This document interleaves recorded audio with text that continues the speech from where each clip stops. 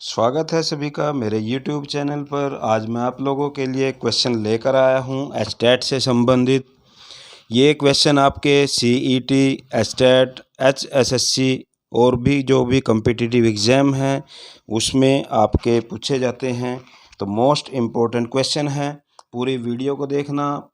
आपके सामने क्वेश्चन में लेके आ रहा हूँ और ये आप लोगों के लिए 100% बेनिफिशियल होने वाले हैं, आपके लिए लाभदायक होने वाले हैं। तो चलिए शुरू करते हैं आज की वीडियो।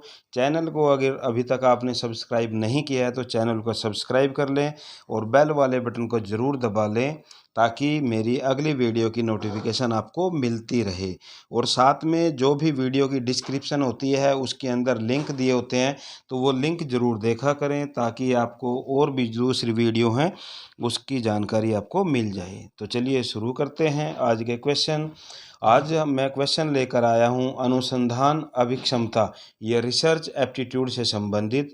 तो पहला क्वेश्चन आपके सामने ये रहा, अनुसंधान योजना का जो मुख्य उद्देश्य होता है वो होता है नियमों का निर्धारण करना।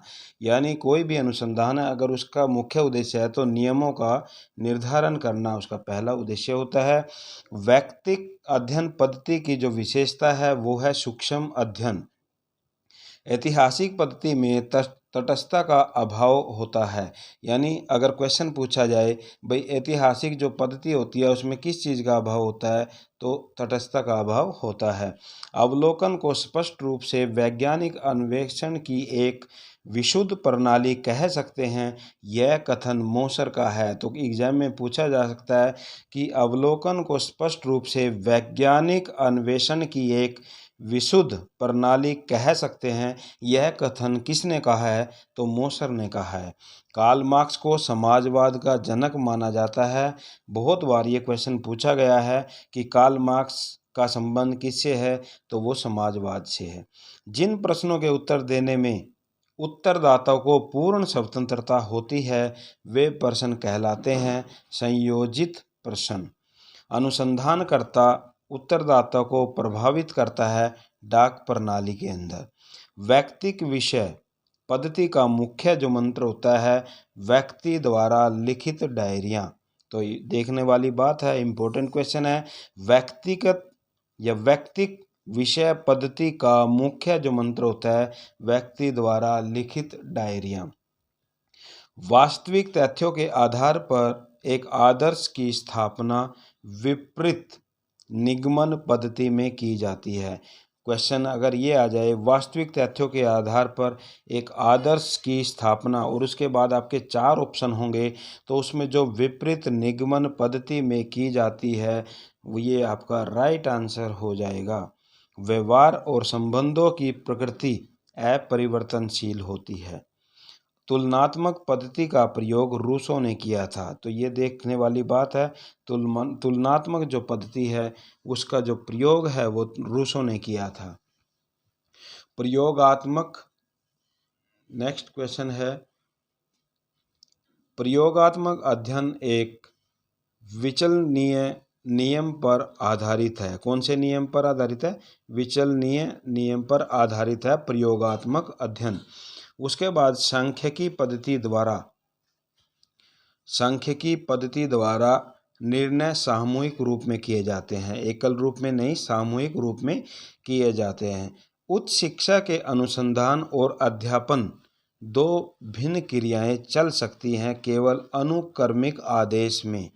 ये देखने वाली बात है, उच्च शिक्षा में अनुसंधान और अध्यापन 2 भिन्न क्रियाएं चल सकती हैं केवल अनुक्रमिक आदेश में। अनुसंधान का मुख्य उद्देश्य होता है वर्तमान ज्ञान को बढ़ाना।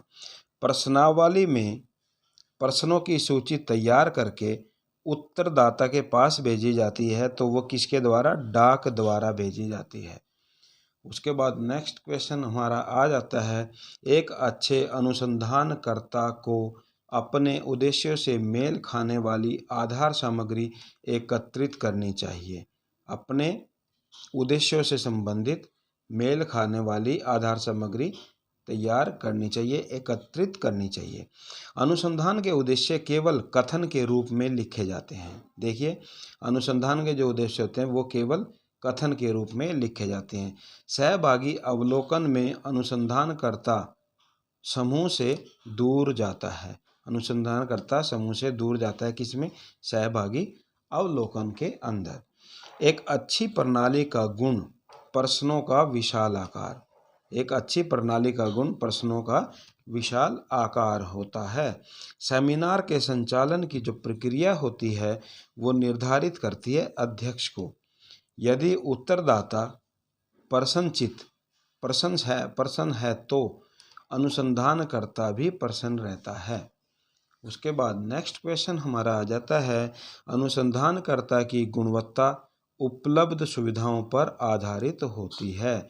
यानी जो अनुसंधानकर्ता होता है उसका जो अनुसंधान है उसकी जो गुणवत्ता है वो निर्धारित होती है सुविधाओं के ऊपर जो उपलब्ध रहती हैं।